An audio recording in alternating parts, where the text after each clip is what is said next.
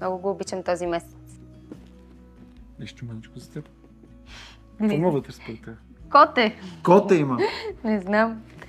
Няма коте. Добре, виждам нещо сладичко. Виждам много сладичко. Виждаме много сладички работи сега. Много неща от автора виждам. Може да ги отваряме. Можем да ги отваряме. Имаме и още нещо.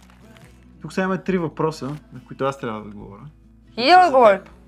Добре, аз ще ги задавам. Има ли нещо от тея, което би искал да видиш в Амая? Има, да. Има повече от едно нещо, което бих искал да видя у Амая. Тея е, може би, най-добрият партньор, без значение за каква е задачата. Дали ще бъде в житейски план, защото си ми най-добрият приятел, дали ще бъде в работен план, защото си ми любимия колега, или дали ще бъде в любовен план, защото си моята половинка вече близо 12 години. И смятам, че тези неща, Мая, ще може да ги попие, защото примера на родителите е много важен. Благодаря ти. Какво се казва сега? Много хубаво. Аз може ли да си хапна без това време? Си хапна на другите обаче. Добре. По какъв начин тея прави живота ти по-хубав? По много начини прави живота ми по-хубав. Като започнем от там, че когато връзката ни започна с тебе, ние си бяхме деца. Тъй, че в този ред на мисли, те буквално от мене направила мъж. Много хора не знаят, обаче в мен много често бушуват емоционални пожари. И така да се каже, тя е моят баланс. Помага ми да не взимам необмислени, прибързани решения и така ме охлаждаме в моментите, в които прегрявам. Как си представяте 8 март и каква изненада бихте направили на тея, когато сте на 50 години?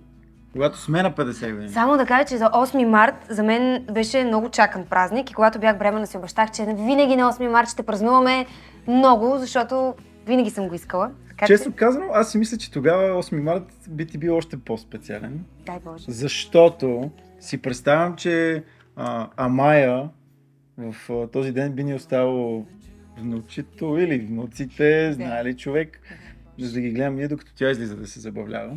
Дай Боже.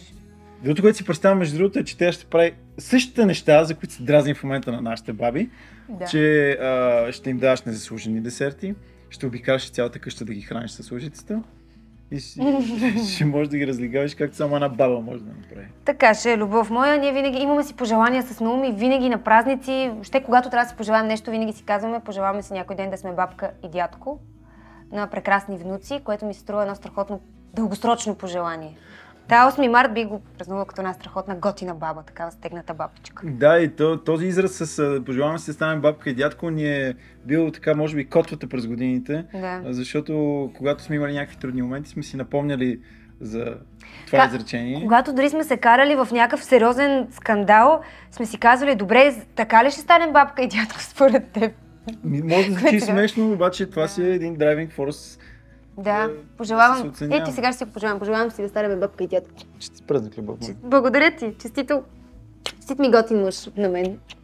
Честит празник и на вас, дами. Бъдете ценени, бъдете уважавани, бъдете обичани, бъдете обгрижвани, грижете се вие същевременно за себе си и ви пожелавам... И не забравяйте да сте женствени, защото вие може да сте нежния пол, но също сте по-силния пол и ние го оценяваме това нещо наистина.